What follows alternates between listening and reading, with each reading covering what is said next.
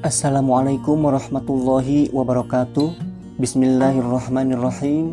Pada pembelajaran pendidikan agama Islam dan budi pekerti kali ini, kita akan membahas bab 5 dengan tema menyembah Allah Subhanahu wa taala sebagai ungkapan rasa syukur. Kita berdoa semoga melalui pembelajaran kali ini Allah Subhanahu wa taala membukakan pintu hikmahnya dan memberikan pertolongan berupa rahmatnya. Allahumma ftah lana hikmataka wansur alaina rahmataka ya dzal jalali wal ikram. Maka dengan terbukanya pintu hikmah dan turunnya rahmat Allah, semoga menjadi lebih mudah bagi kita untuk mendapatkan tambahan ilmu dan rezeki berupa pemahaman melalui kasih sayangnya. Rabbi zidna ilma warzuqna fahma birahmatika ya arhamar rahimin. Tak lupa kita bersyukur kepada Allah Subhanahu wa taala atas kekuatan dan kesempatan yang sudah diberikannya sehingga kita bisa melakukan aktivitas pembelajaran ini. Dan semoga dengan bersyukurnya kita, Allah Subhanahu wa taala berkenan menambah anugerahnya berupa nikmat ilmu dan kepahaman. Amin ya Allah ya Rabbal alamin. Untuk memulai pembahasan, marilah kita awali dengan membaca Al-Quran surat Luqman ayat 13 sampai ayat 14. Silakan kalian ikuti bacaannya, dan bagi yang berhalangan, cukup disimak saja. A'udzu billahi minasy syaithanir rajim. Bismillahirrahmanirrahim. Wa idh qala Luqmanu libnihi wa huwa ya'iduhu ya bunayya la tusyrik billah inna syirka la dhulmun 'adzim wa wassayna al-insana biwalidayhi hamalathu ummuhu wahnan 'ala wahnin wa fisaluhu fi 'amaini an ishkur li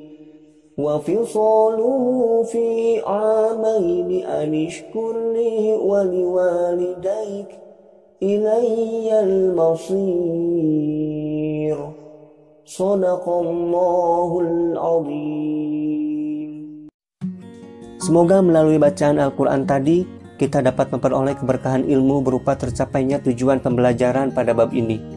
Adapun tujuan pembelajaran kali ini adalah meyakini bahwa agama mewajibkan umatnya untuk beribadah dan bersyukur kepada Allah serta berbuat baik kepada sesama manusia.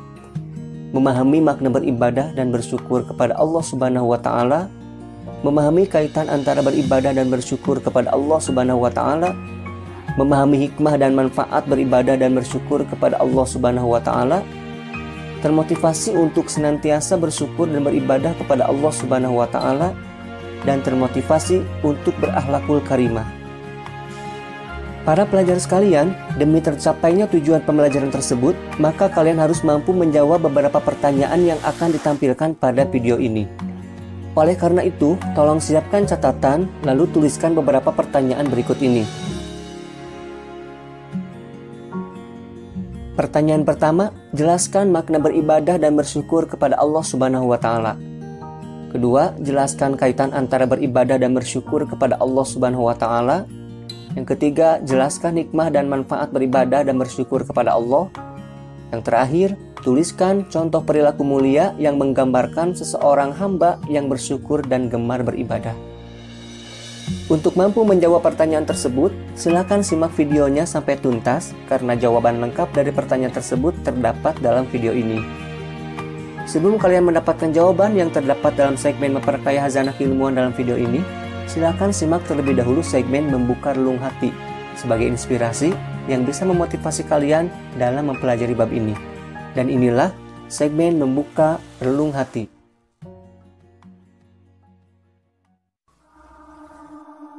Kenapa aku harus beribadah?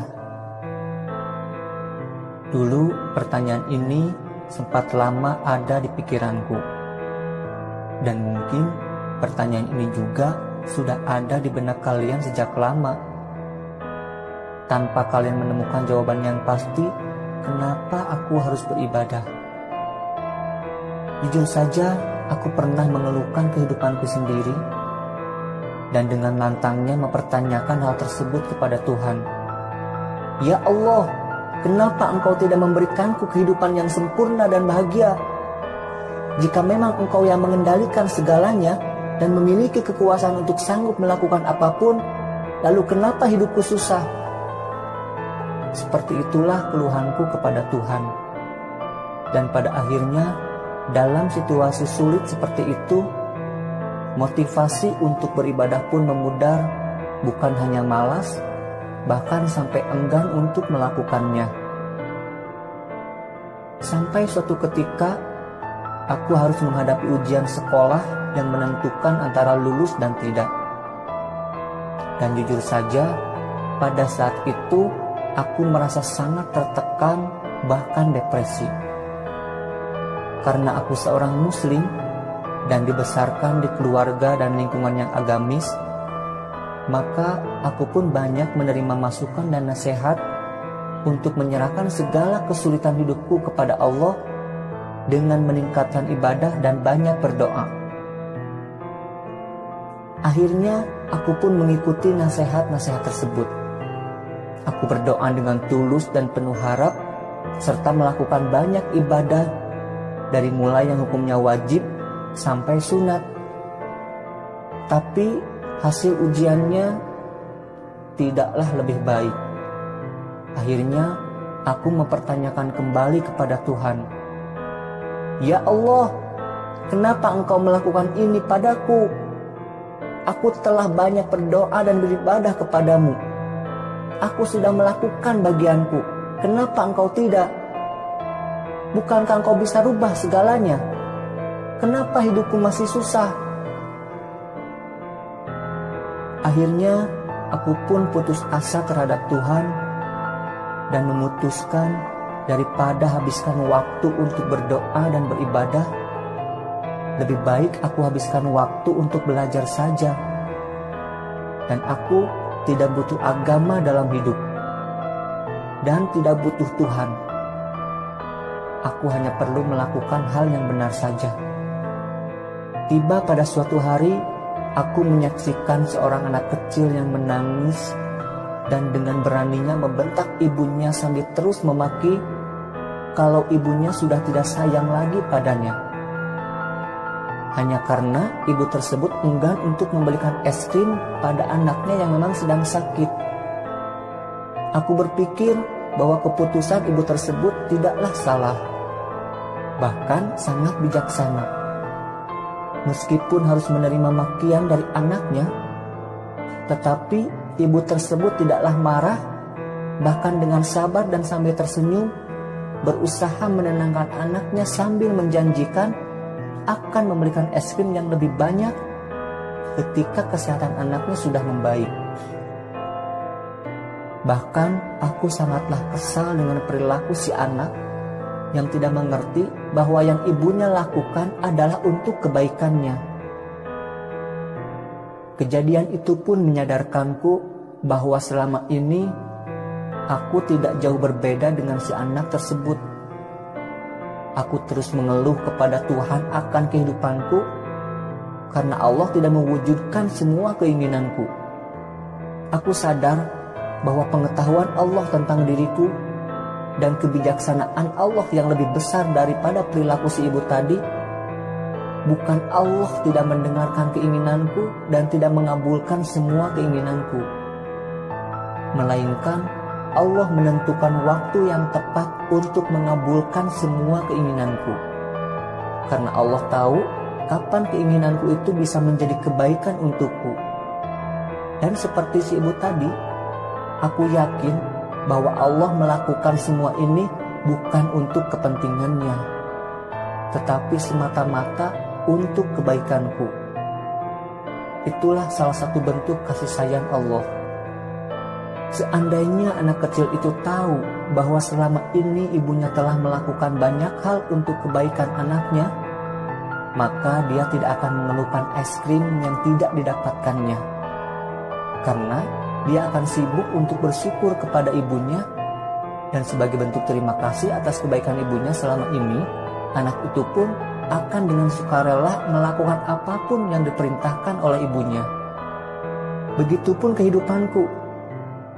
Jika saja aku tahu bahwa selama ini Allah tidak pernah berhenti memberikanku berbagai kenikmatan, dari mulai menciptakanku, menyempurnakan tubuhku, detak jantung yang tak pernah berhenti meskipun aku tertidur, mengurus alam semesta dengan mempergantikan siang dan malam agar aku bisa bekerja dan istirahat, mencukupi kebutuhan air untukku dengan mengatur turunnya hujan dengan debit air tertentu, dan berbagai nikmat lainnya yang tak mungkin aku bisa menghitungnya lagi.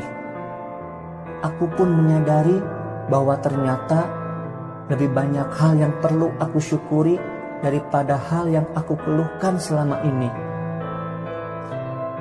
Jika saja ada seseorang yang datang ketika aku sedang kesulitan dalam hal keuangan, lalu dia memberikanku miliaran uang dengan begitu saja, maka sangatlah bodoh ketika aku tidak mau berterima kasih padanya. Dan sangatlah sombong jika aku menolak permintaannya atau tidak mematuhinya. Sangatlah bodoh diriku ini yang tidak mau berterima kasih kepada Allah yang telah memberikanku hal yang lebih berharga dari sekedar uang miliaran rupiah, yaitu nikmatnya hidup. Dan sangat sombongnya diriku yang telah menolak semua permintaannya, yaitu perintah untuk beribadah kepadanya.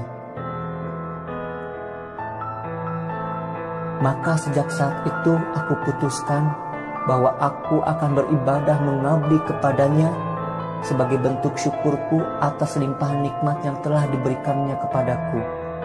Dan satu hal yang pasti, bahwa ketika aku beribadah kepadanya, tidak berarti Allah berhutang pahala kepadaku.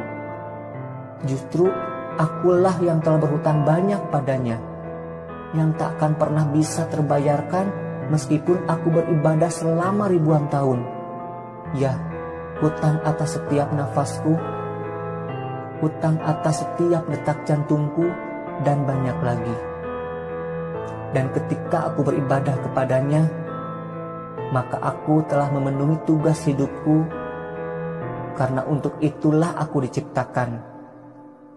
Dan jika aku serius dan tulus dalam ibadahku, maka sesungguhnya aku hanya menjalankan tugas untuk waktu yang sebentar saja, yaitu selama 30, 40, atau 60 tahun di hidupku. Dan setelahnya, aku hanya akan mendapatkan kenikmatan yang tiada tara dan berlaku selama-lamanya, yaitu surga.